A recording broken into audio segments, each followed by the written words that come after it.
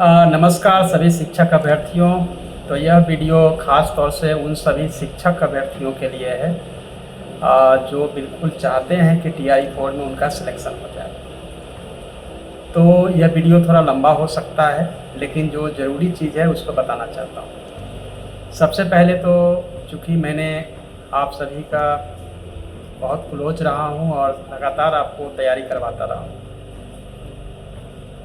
IAS officer बनने से पहले भी मैं क्लासेज लेता था, छात्रों को बताता था कैसे तैयारी करनी है। बाद में भी चूँकि मैं पटना से आता हूँ और मुझे लगा कि जो स्टूडेंट हैं वो ख़ास तौर से बिहार के, वो गरीब होते हैं, उनको सही गाइडेंस की कमी होती है, जिसके चलते मैंने मिशन 50 स्टार्ट किया और फिर लगातार अपने सोशल मीडिया प्लेटफॉर्म से आपको गाइड करता रहा। हाँ, यह भी हुआ कि बीच में बहुत सारे गैप आए। गैप आने के कारण आप सबको पता है कि जब ऑफिशियल कैपेसिटी में आप होते हैं तो आपके पास समय कम मिलता है और ऑफिस जो है हमारी प्रायोरिटी होती है।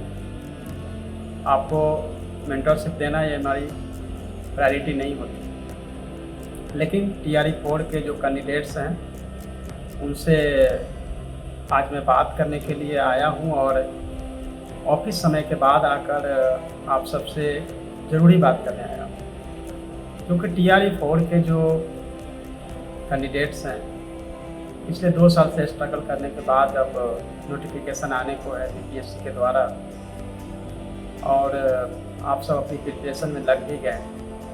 लेकिन मिस्टेक कहाँ हो रही है उसको देखने की ज़रूरत है। उससे पहले 1-2 बातें मैं आपको बताना चाहता हूँ कि आप सभी के मम्मी पापा गांव में आपका इंतज़ार कर रहे हैं कि आप शिक्षक बनकर लौटेंगे और उन्हें खुश करेंगे, उनको समाज में एक प्रतिष्ठित जगह दिला पाएंगे।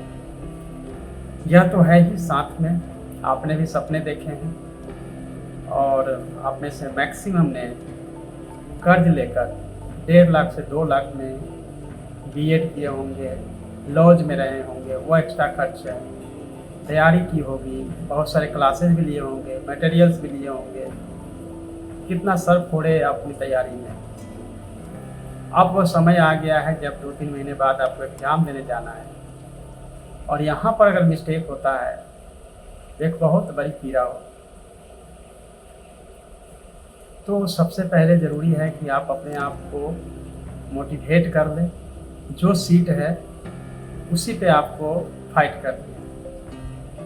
आपने देखा होगा जब भी आप रोटी का कोई टुकड़ा फेंकते हैं तो आसपास के बहुत सारे जो कुत्ते होते हैं एक साथ एक ही रोटी पे बहुत सारे कुत्ते आ जाते हैं।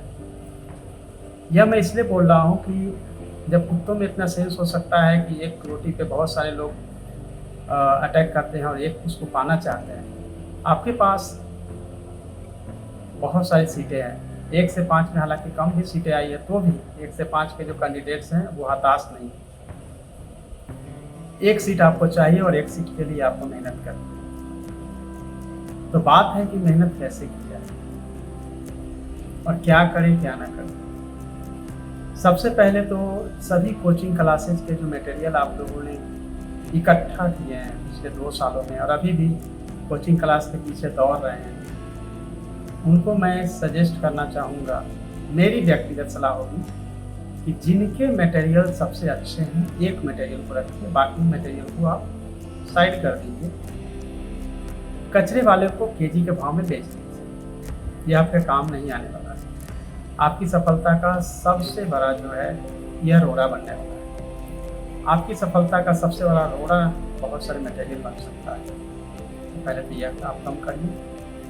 सेकेंड, आपकी तैयारी का जो पहला जो फार्मूला होना चाहिए वो है कि एनसीईआरटी की बुक्स, ओरिजिनल बुक्स पढ़नी है। उसकी समरी कोई दे रहा है, ले रहा है, उससे नहीं होता है। क्योंकि जब एनसीईआरटी की बुक्स आप पढ़ते हैं तो एनसीईआरटी की बुक्स में मैप है, डायग्राम है, जो आप एक बार अगर आप रीड करते हैं तो बहुत सारी चीज़ों को अच्छे से समझाया जा सकता है। मटेरियल को मोटा और पतला के हिसाब से कभी नहीं देखना चाहिए। जो आपको कन्विंसिंग हो, आपको याद करा सकता है और आप याद कर पाते हैं, वही मटेरियल अच्छा होता है। तो एनसीईआरटी की बुक्स इतनी अच्छी से लिखी गई है जो आपकी भाषा को तो ठीक करता ही है, साथ ही आपके नॉलेज के लेवल को इन्हेंस करता है, आपके नॉलेज को बहुत ही बेहतर ढंग से बताता है। अपने आप में एनसीईआरटी की बुक एक शिक्षक है, आपको कोई टीचर की जरूरत नहीं पड़ेगी, क्योंकि मैंने एनसीईआरटी बुक्स को कम से कम 40 से 50 बार पढ़ा होगा, और आपको लगता होगा बेवकूफ़ी है 40 से 50 बार। जितनी बार पढ़ते हैं नई बातें आती हैं, नई चीज़ सीखने को मिलती है। इतने सारे डायग्राम मैप बने हुए हैं कि आपको इमेजिन कराता है, आपको ऑटोमेटिक सब याद होता है। एनसीईआरटी के बुक के आधार पर ही आपको देखेंगे कि बिहार टेक्स्ट बुक की बुक, जब मैं डायरेक्टर प्राइमरी एजुकेशन था बिहार सरकार में, तो मैंने सभी बिहार टेक्स्ट बुक की जो बुक थी, सभी बुक बिहार टेक्स्ट बुक की सभी बुक्स को ऑनलाइन करवाया था। बिहार टेक्स्ट बुक पब्लिकेशन का मैं एमडी भी था, वहाँ पे अवेलेबल तो है ही, वहाँ से भी आप डाउनलोड कर सकते हैं अगर आप परचेज नहीं कर सकते हैं। तो बिहार टेक्स्ट बुक की बुक्स और जो एससीईआरटी द्वारा तैयार की जाती है और एनसीईआरटी, यह जो बुक है यही आपको सफलता दिला सकती है। 10+2 की अगर बात करेंगे सब्जेक्ट स्पेसिफिक, तो पटना यूनिवर्सिटी में जो आप लोगों ने पढ़ाई की होगी या जो भी यूनिवर्सिटी में पढ़े हो, पटना यूनिवर्सिटी होगा जो भी यूनिवर्सिटी हुआ, उसमें जो ग्रेजुएशन लेवल की जो बुक्स है यानी टेक्स्ट बुक है, जो भी आप subject history, geography, political science, जो भी आप पढ़े होंगे, इकोनॉमिक्स, जो भी सब्जेक्ट पढ़े होंगे, हिंदी लिटरेचर, जो भी, आप उसकी बुक्स को ही आप बेस बनाइए। तो आपके जो सब्जेक्ट स्पेसिफिक है उसके तैयार करिए। तो पहला आप मटेरियल को सिलेक्ट करिए, दूसरा एनसीईआरटी, बिहार टेक्स्ट बुक और अपने ग्रेजुएट के सब्जेक्ट पे फोकस करिए। तीसरी बात जो सबसे ज़रूरी है कि आप इंटरनेट से बाहर निकल जाइए, सोशल मीडिया को छोड़ दीजिए जब तक आप सक्सेस नहीं होते हैं। ये सोशल मीडिया आपको सक्सेस नहीं होने देगा। हमारी आदत है स्क्रॉल करना वीडियो को यूट्यूब पे, इंस्टा पे, फेसबुक पर, ये आपको नुकसान कर रहा है। और जो लाइव क्लासेस बहुत सारे टीचर चलाते हैं, मेरी राय होगी कि लाइव क्लासेस में अगर एक टीचर 2 घंटा लेता है, 30, 40, 50 क्वेश्चन तक जाता है या 100 पर आता है, कम समय में 50 क्वेश्चन आप अपने से खुद से कर सकते हैं। तो लाइव क्लासेज आपके लिए फ़ायदेमंद हो ही नहीं सकता है, यह आपको बिल्कुल घातक है। लाइव क्लासेज में अगर करेंगे तो एक तो सिस्टमेटिक नहीं है, कभी हिमालय की बात होगी, कभी पहाड़ की, कभी पठार की बात होगी, कभी महासागर की बात, कभी हिस्ट्री की बात होगी, कभी ज्योग्राफी की बात होगी, और क्या क्या होगा। कोई भी सब्जेक्ट को पढ़ने के लिए सीक्वेंस वाइज, सही तरीके से और सीक्वेंस वाइज ही पढ़ाई होती है। एक सब्जेक्ट को अगर लेते हैं तो आप देखेंगे कि चैप्टर वाइज आगे बढ़ते हैं और फिर धीरे धीरे आपकी तैयारी।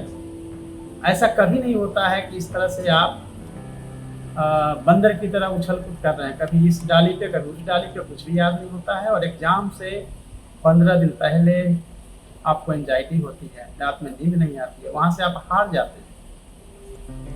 और हारने की नौबत नहीं आए, इसके लिए ज़रूरी है सोशल मीडिया से पढ़ना बंद करिए, टेक्स्ट बुक एनसीईआरटी बुक्स को बेस बनाइए, मटेरियल जिसका बहुत अच्छा है उसको पहले से देख लीजिए। और किसी एक कोचिंग क्लास और एक टीचर का मटेरियल अच्छा हो भी नहीं सकता है। जिस सब्जेक्ट का जिनका अच्छा है मटेरियल उनको अलग कर दीजिए, और ये समझना कि मुझे सब पढ़ के सब कुछ याद कर लेना है ताकि एक भी क्वेश्चन मेरा नहीं छूटे, या इनके मटेरियल में कुछ अच्छा है उसमें कुछ अच्छा है, ऐसा करके सबको पढ़ने की कोशिश करेंगे आप सक्सेस नहीं हो सकते हैं। याद रखिए सभी बुक्स में मटेरियल्स में 10% का गैप होता है, यानी 10% ही ऐसे चीज़ें होती है जो गैप होता है, यानी कि नई इन्फॉर्मेशन होती है, और वो इन्फॉर्मेशन आपके एग्जाम के लिए इम्पोर्टेंट नहीं होता है। क्वेश्चन आ भी जाता है तो उससे सक्सेस होना ना होना इस पर डिपेंड नहीं करता है, लेकिन जो बेसिक नॉलेज है वो आपके पास होनी ही होनी चाहिए। तो इसके लिए जो बेसिक बुक्स है उसको आपको मैं अपनी तरफ से रेफर करता हूँ।